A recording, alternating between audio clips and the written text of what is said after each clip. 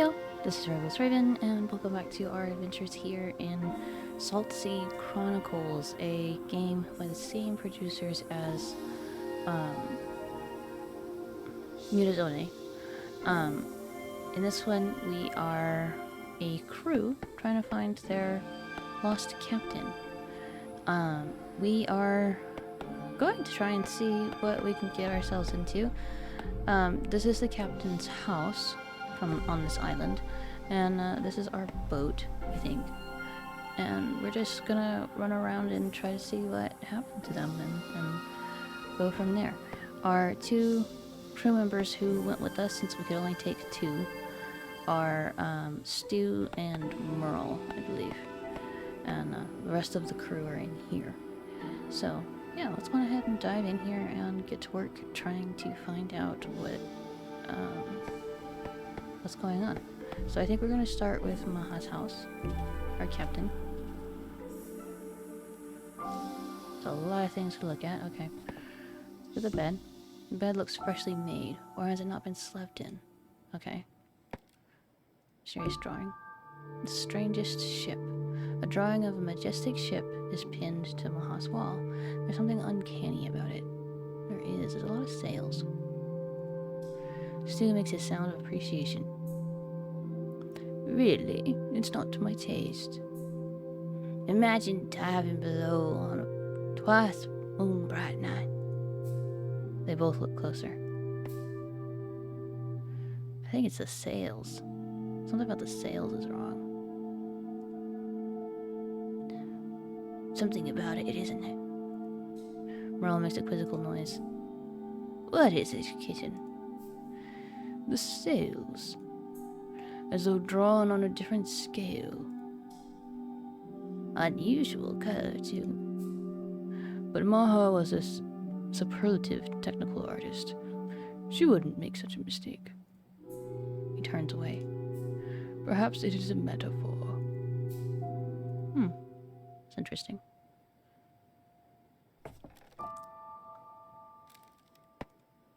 I can, like, mess with everything now. It's funny. I think this is what the controller was doing. It's easier this way. Empty wardrobe. Nothing but dust. The wardrobe is empty, save for a little dust. This seems to confirm one of our more upsetting hypotheses. No need to jump to conclusions. I'm very much afraid the conclusion is inevitable. He slams the door shut. Don't worry, kitten. We'll figure it out. We'll keep looking. She'll turn up. She frowns. But mark my words. When we find her, she'll have some explaining to do. Scaring us all half to death. Merle holds his tongue. Yeah. I mean, if it's full of dust, she probably never even used it. Maja's radio. Maja's radio has seen a lot of use. The broken aerial is lashed together with twine. The kitchen. Her stove is warm to the touch. It was lit within the past day. Alright. Only thing left is her sketches. Truth and dreams. Ooh, okay. Layers of scraps cover Maja's surfaces. She's gathered anything that will take ink.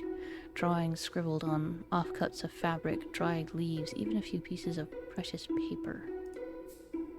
Among the half-finished technical drawings are a few sketches that are freer, brighter, stranger. Huh? What do you think of this business? Perhaps the record of a dreaming mind? I believe in gathering evidence from all sources, including dreams. Let's investigate. Stu raises an eyebrow. Merle keeps rummaging through the sketches, then notices her look. What? Nice to be surprised, that's all. Merle shrugs. What I cannot confirm or deny. So, too, I cannot dismiss. Oh, okay. What I cannot confirm or deny, so too can I not dismiss. I'm gonna say charming. Kitten! Didn't know you had it in you, kitten. As Stu lays the sketches down, a sheet slips to the floor. Merle picks it up and begins reading aloud. Work progressing. Crew well chosen. Consumed by the project. Erin came. Not happy. Worried. Obstacle. Know what I have to do, no matter what. That's all it says. As if she were talking herself round or something. Erin? We should examine 𝓨𝓾𝓵𝓆 before we follow this particular factual filament. I find it hard to believe that Maja could have so easily discarded such an important project. As you like. A pause. Something's wrong. I can feel it in my gut. I prefer facts to... Oh, that's him. I prefer facts to guts, but it's hard not to agree. Come on, let's go. Merle examines the chaos one more time, and as they leave, slips a sketch into his bag. Ooh. Okay. It's fun to mess with everything. We got everything in the house, I believe. I like how it tells you, hey, you can click on this thing. Let's go to Celeste's retreat real quick.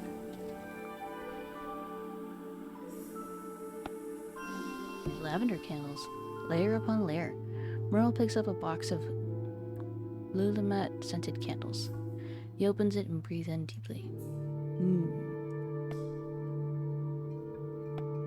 Well, we're looking at the candles. You like them, kitten? Immensely. He sniffs them again.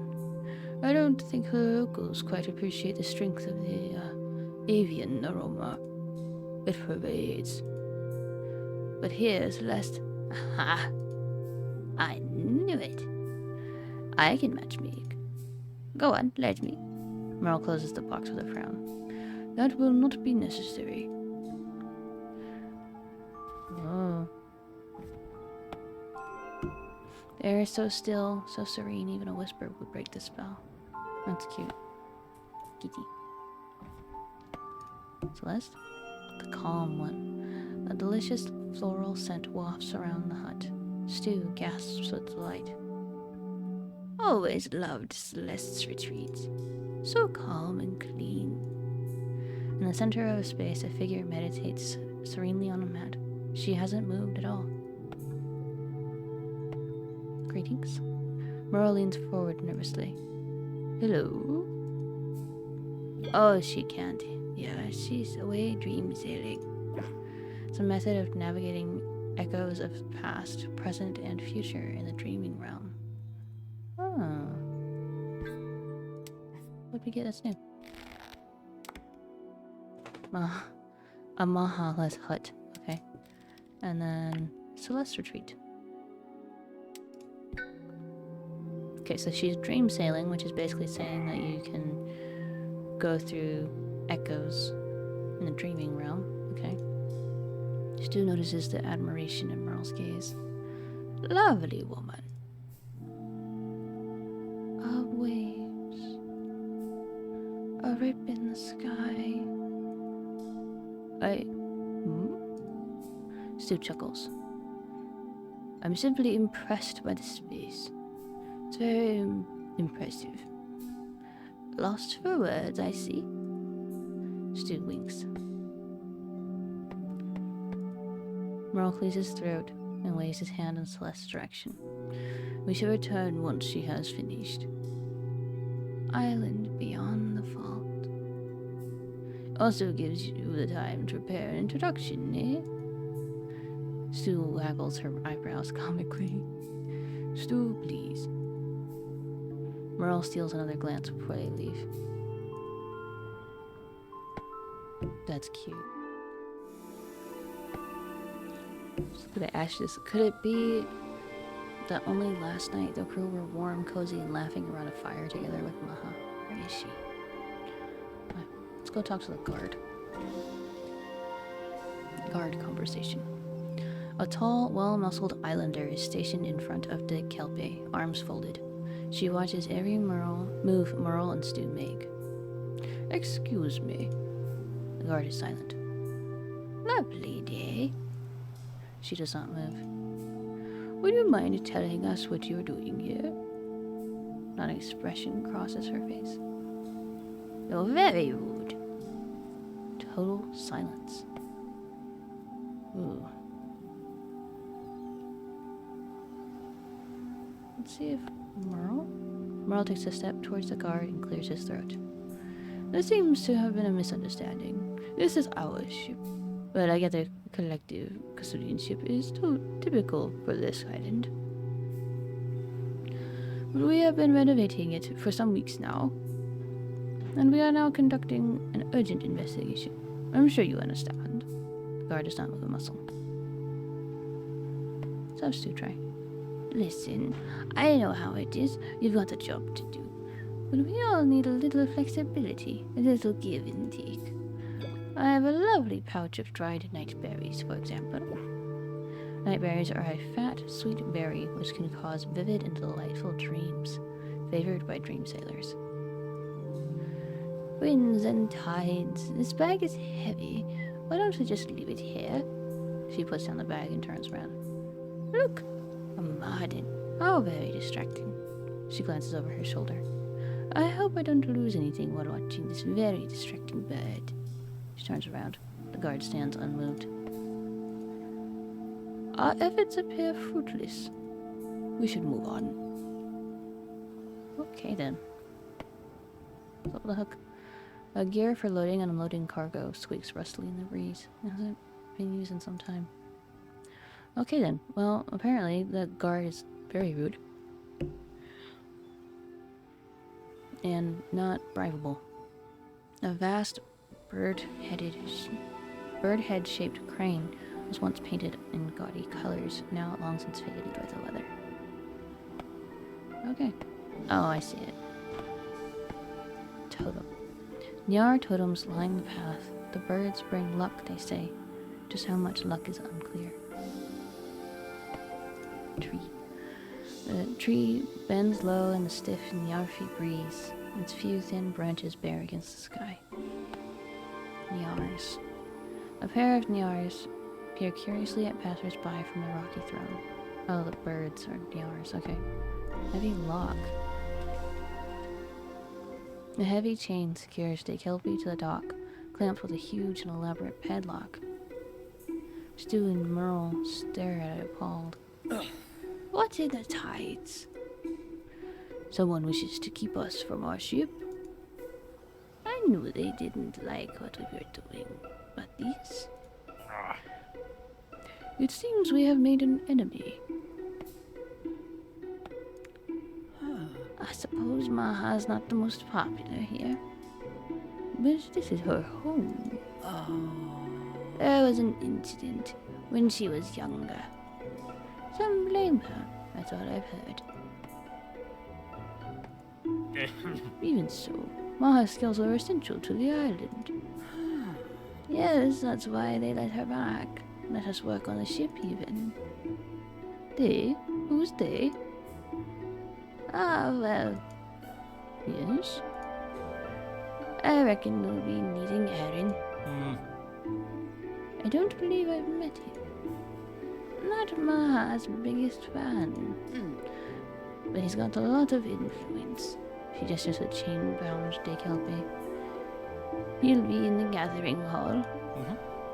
And we should make our approach as soon as we can. Aye, let's go see him.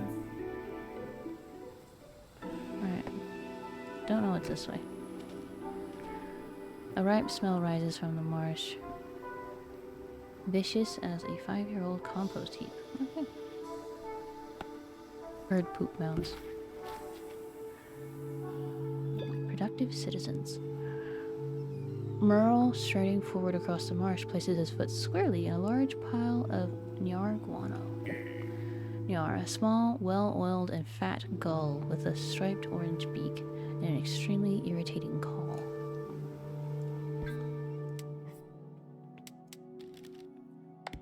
Ņārfi roost guard. Okay. Watch out! Merle eases his shoe out of the muck. I suppose you at least tried to warn me.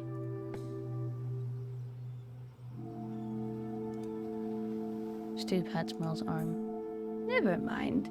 It'll come right out with a good old scrap. I have scrubbed these socks once too often. You did choose to come here, to an island named after birds, home to thousands and thousands of birds. Merle gives a deep, rattling sigh. I can assure you I am well aware. That's a little sad. A little sparkle. Ooh. Stu spots something glinting in the muck. Hello? What's that? I hope you don't expect me to find out. Wouldn't dream of it. She wades into the marsh up to her shins and reaches in. Pretty. She splashes all the way back.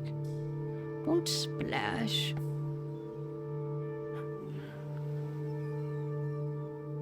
Let's be nice.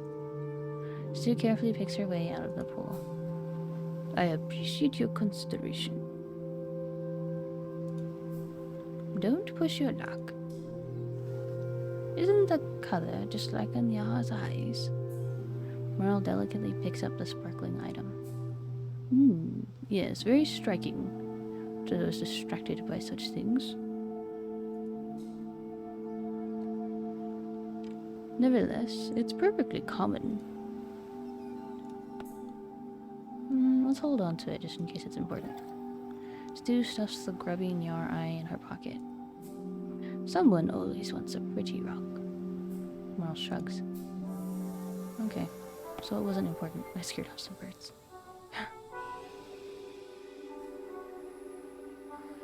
Okay. Insects. A thick cloud of insects hovers in the air, buzzing irritably. Yeah, I can see that. Ooh, footprints. Merle squats down and peers at a patch of relatively dry mud. What? Merle? I'm sorry. Several birds have been here. And, one human. One human? Ah, yes, well, you see, it rained shortly after sundown yesterday. And so, and only one human has passed this way overnight. Oh, so one and only one human has passed this way overnight. Maja? Any human with a relatively small footprint could... Well... Merle swallows his sentence and takes some effort. I don't know. She pats him on the shoulder. Let's keep looking. I say we're finding clues. That's nice. Irritate those ones.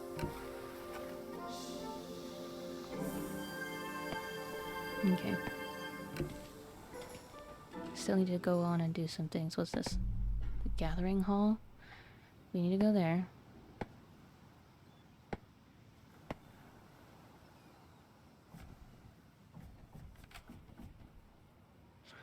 I enjoy irritating some of the birds. Look at that. It's so cute. Okay. It's another totem. Let's stop here first, I guess. Weathered ring. It's kind of a pub. Simon, I think that's the owner, maybe? 𝓨𝓾𝓵𝓼𝓮𝓪 curse. Simon, the aging bartender of the Weathered Wing, smiles broadly through his bristly beard. 𝓨𝓾𝓵... Oh, wait. 𝓨𝓾𝓵's new crew. What can I do for you today? Just to get straight to it. Maja's up and vanished last night. Simon's face falls. His beard falls further. The ship's taken another. Oh no, no. And here's me thinking you are bringing life back to it. What's wrong with the ship? What do you mean, another? The sorry tale. I was there the day the ship drifted back in. It was Jimmy's in those days. Maja was his apprentice. Simon's eyes take on a faraway look. Aye, the ship came ashore. When we climbed aboard, not a soul to be found but her. That's suspicious, though.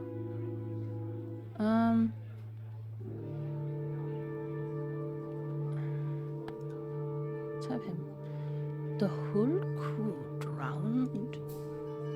At the word drowned, the patrons of the weathered wing turn and glare. Well, that's bad luck.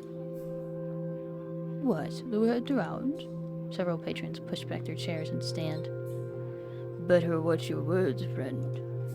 Some bones aren't for rocking. Simon polishes a glass meaningfully, then leans close to them. Listen, not many folk care to talk about it, but Lisa might later, when she's had a few more cups. If you catch my drift. Okay. Picture of Annette. She'll be right back. Merle needs a picture of a beaming couple. Hello again, Puckles. It's Simon with his arms around a woman with a shock of curls. My Annette. She's beautiful. Isn't she beautiful? She's just popped out. Stu looks a little uncomfortable. Merle looks at her, but she gives a small shake of the head. I think we should change the subject. Fine weather lately, eh? Oh yes, nice bit of sun. Annette loves... That's right. Good weather after moon's dark is a sign of a good harvest, I heard. Tis that. Maybe Annette will cook up a nice 𝓼𝓪. Heard any good songs lately, chum? Annette has a lovely one about the Martin's migration. I'll sing it, shall I? Stu heaves a sigh. Maybe another time. She ushers Merle away.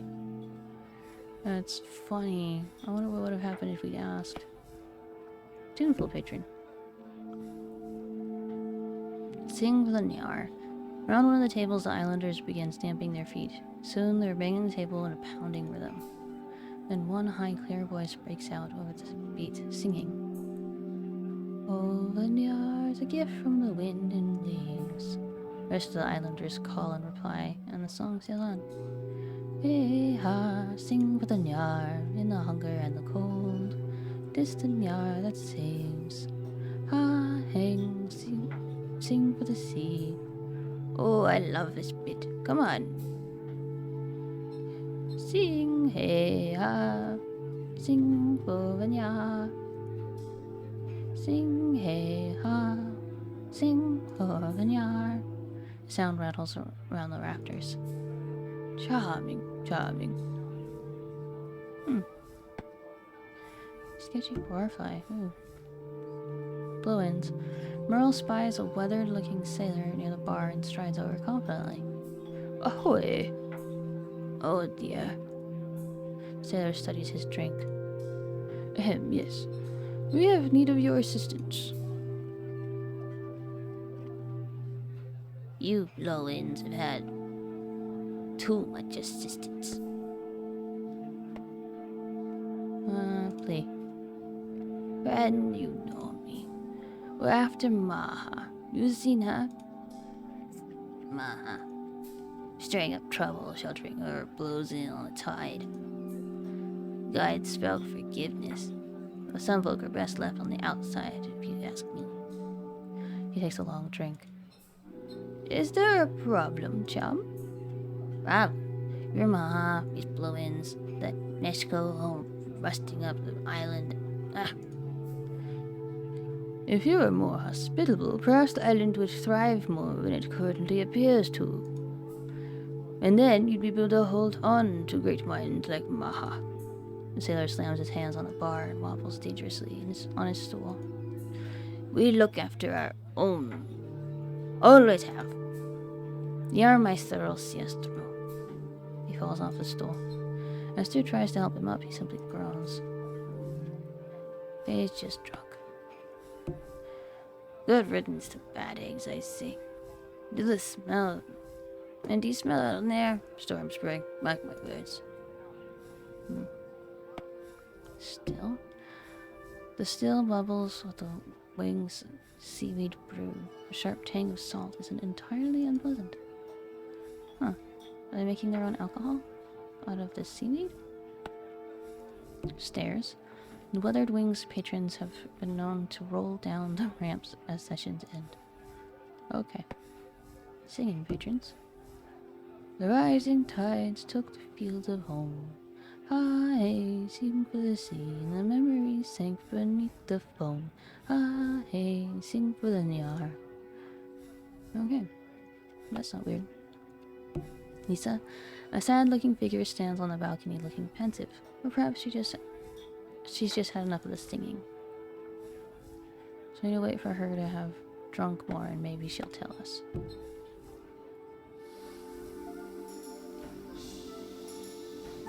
Alright, gathering hall. One more place and then... Oh, that'll continue things though.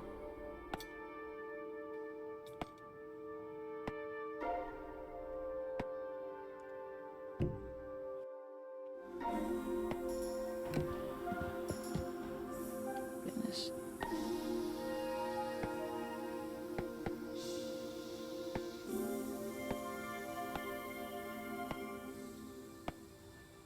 What was the place? Oh, we got several. The glinting stone. Let's see. Weathered wing crooners. The weathered wing. Gathering hall. 𝓨𝓵𝓾𝓻𝓸 mounts. Okay, yeah, we have a lot more to check out before we go to the gathering hall, I guess, then. So, one last thing is going to be the citizen.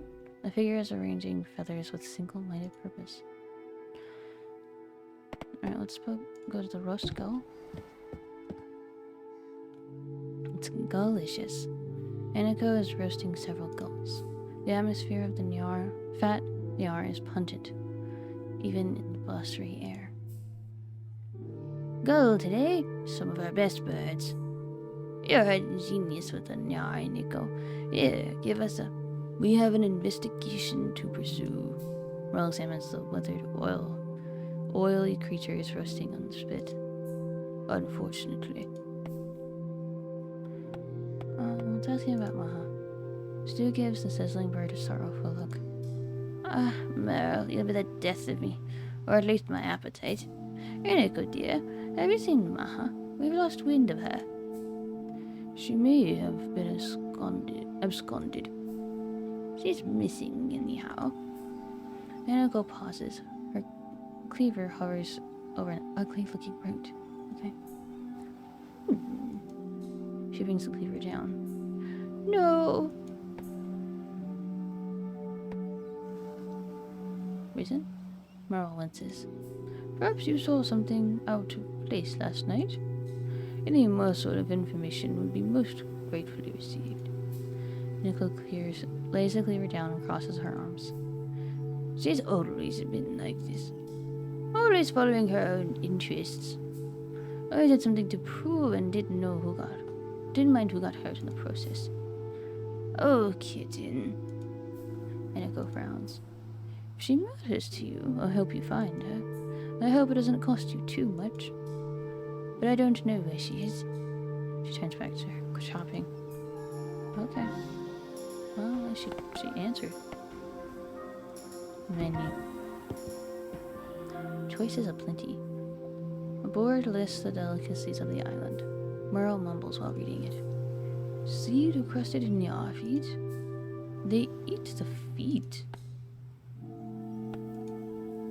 Very resourceful, I reckon. Not much grows here, you know. When all you have is birds, you've got to get creative. That's one word for it. I mean, that is true. Aniko looks harried. She's flipping 3 birds at once, spattering 𝓨𝓼 oil all over the place. Yeah, there's little species. Okay. Alright, next time we'll go through everything that's up here. I'm so tempted to right now. This is fun. Birds. Aw. Birds. It's so much fun to rile them up. Okay. Anyway, that is all the time that we have for today, though. So thank y'all so much for joining us. If y'all could, do please leave a like. Leave any tips, tricks, thoughts, or suggestions in the comment section down below. And do please subscribe. I will see y'all on the next one. Thank y'all. Bye-bye.